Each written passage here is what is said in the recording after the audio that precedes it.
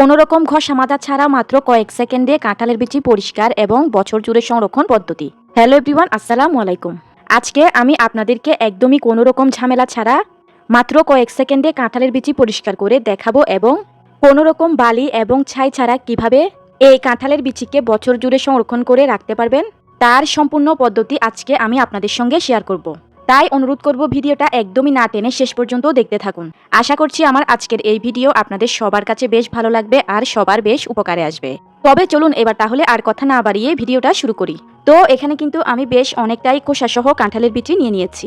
এখন যেহেতু পাকা কাঁঠালের সিজন, তাই কিন্তু এখন আমাদের সবার ঘরে ঘরেই এই কাঁঠালের বিচিটা রয়েছে। এই কাঁঠালের বিচিটা কিন্তু রান্না করে খেলে আমাদের স্বাস্থ্যের জন্য বেশ উপকারী।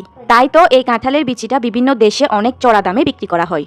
আর আমাদের দেশে কিন্তু আমরা এই কাঁঠালের বিচিটাকে সংরক্ষণ করার উপায় না জেনে এই কাঁঠালের বিচিটাকে ফেলে দেই। তবে আজকে থেকে আর কোনোদিন এই কাঁঠালের বিচিটাকে ফেলে দিবেন না। এবার আমি আপনাদেরকে বছর জুড়ে কিভাবে এই কাঁঠালের বিচিটাকে এই অবস্থায় সংরক্ষণ করবেন সেটি দেখিয়ে দিব। তো এখানে আমি নিয়েছি একটা পলিথিন। এবারে এই পলিথিনের মধ্যে আমি এখান থেকে কিছুটা কাঁঠালের বিচিকে নিয়ে নিব। এই কাঁঠালের বিচিগুলো কিন্তু এই অবস্থায় খোসাসহ রয়েছে। আমি কিন্তু এখানে খোসাসহ কাঁঠালের বিচিগুলোকে নিয়ে নিলাম। এবারে এই পলিথিনের মুখটাকে আমি বন্ধ করে দিব। তো দেখতেই পাচ্ছেন এখন কিন্তু আমি পলিথিনের মুখটাকে ভালোভাবে লাগিয়ে নিয়েছি। এবারে এই পলিথিন মোড়ানো কাঁঠালের বিচিগুলোকে আমি ডিপ ফ্রিজে রেখে দিব। ডিপ ফ্রিজে এই অবস্থায় এই কাঁঠালের বিচিগুলোকে রেখে দিলে এই বিচিগুলো কিন্তু বছর জুড়ে এই অবস্থায় ভালো থাকবে। এটি হলো আমার কাঁঠালের বিচি সংরক্ষণ করার প্রথম পদ্ধতি। এবার আমি দ্বিতীয় পদ্ধতিতে কাঁঠালের বিচিগুলোকে সংরক্ষণ করার জন্য কাঁঠালের বিচির উপরের খোসাটাকে আমি এরকম একটা ছুরির সাহায্যে ছাড়িয়ে নিব।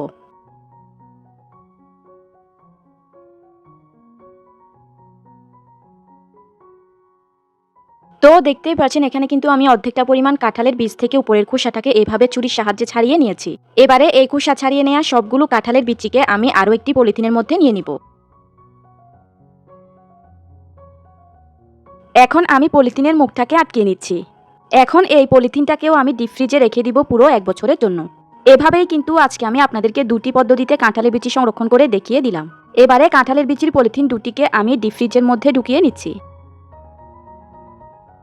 এখন আমি আপনাদেরকে দেখাবো কাঁঠালের বিচিকে কিভাবে আপনারা সেকেন্ডের মধ্যে পরিষ্কার করে নিতে পারবেন।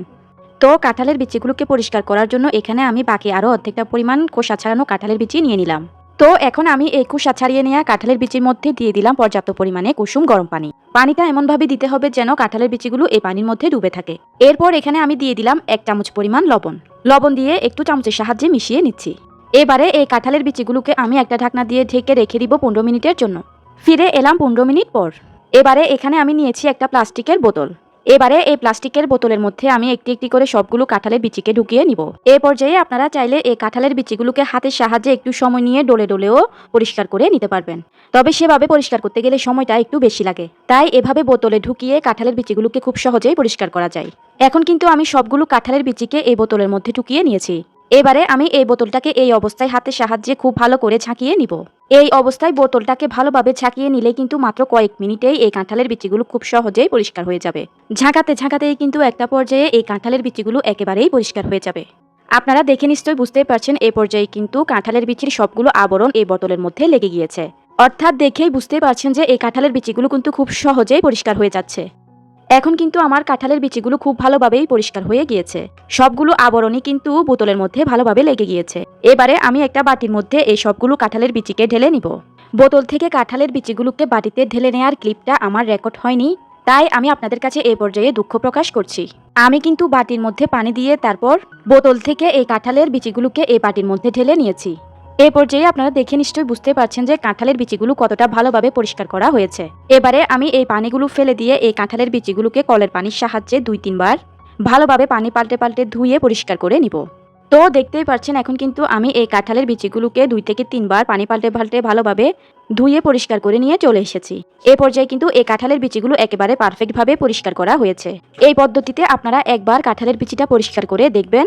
এভাবে কোনো রকম ঘষা মাজা করা ছাড়া কাঁঠালের বিচিটা পরিষ্কার করা কিন্তু একেবারেই পানির মতো সহজ। এখন আমি আপনাদেরকে তৃতীয় পদ্ধতিতে এই কাঁঠালের বিচিগুলোকে সংরক্ষণ করে দেখিয়ে দিব। এবার আমি এই পরিষ্কার করে নেওয়া কাঁঠালের বিচিগুলোকেও আরও একটি পলিথিনের মধ্যে নিয়ে নিচ্ছি। এখন পলিথিনের মুখটাকে আমি লাগিয়ে দিচ্ছি। এভাবে পলিথিন মুড়িয়ে আপনারা এই পরিষ্কার করে নেওয়া কাঁঠালের বিচিগুলোকে ডিপ ফ্রিজে রেখে দিলে এই কাঁঠালের বিচিগুলোও প্রায় বছর জুড়ে সংরক্ষণ করা যাবে। আর এই পরিষ্কার করে নেওয়া কাঁঠালের বিচিগুলোকে যদি আপনারা হালকা পানির মধ্যে সিদ্ধ করে নিয়ে তারপর পলিথিন মুড়িয়ে ডিপ ফ্রিজে রেখে দেন। সেভাবেও কিন্তু আপনারা এই কাঁঠালের বিচিগুলোকে পুরো 1 বছর সময় পর্যন্ত সংরক্ষণ করে রাখতে পারবেন। কাঁঠালের এই বিচিগুলোকে 50% সিদ্ধ করে ডিপ ফ্রিজে রেখে দিলে এই কাঁঠালের বিচির স্বাদটা কিন্তু পুরো 1 বছর সময় পর্যন্ত বজায় থাকবে। তো ভিউয়ার্স, কেমন লাগলো আপনাদের কাছে আমার আজকের এই সহজ পদ্ধতিতে কাঁঠালের বিচি পরিষ্কার এবং কাঁঠালের বিচি সংরক্ষণ পদ্ধতি? আমাকে কিন্তু কমেন্ট করে অবশ্যই জানিয়ে দিবেন। আশা করছি এই ভিডিওটা আপনাদের সবার কাছে বেশ ভালো লেগেছে। তাই অনুরোধ করব ভিডিওটা অবশ্যই আপনাদের ফ্রেন্ডস অ্যান্ড ফ্যামিলির মাঝে বেশি বেশি শেয়ার করে দিবেন। ভিডিওতে অবশ্যই একটি লাইক দিয়ে দিবেন। এতক্ষণ সঙ্গে থাকার জন্য সবাইকে অসংখ্য ধন্যবাদ জানিয়ে আমি তাহলে আজকের মতো এখানেই বিদায় নিয়ে নিচ্ছি। আল্লাহ হাফেজ।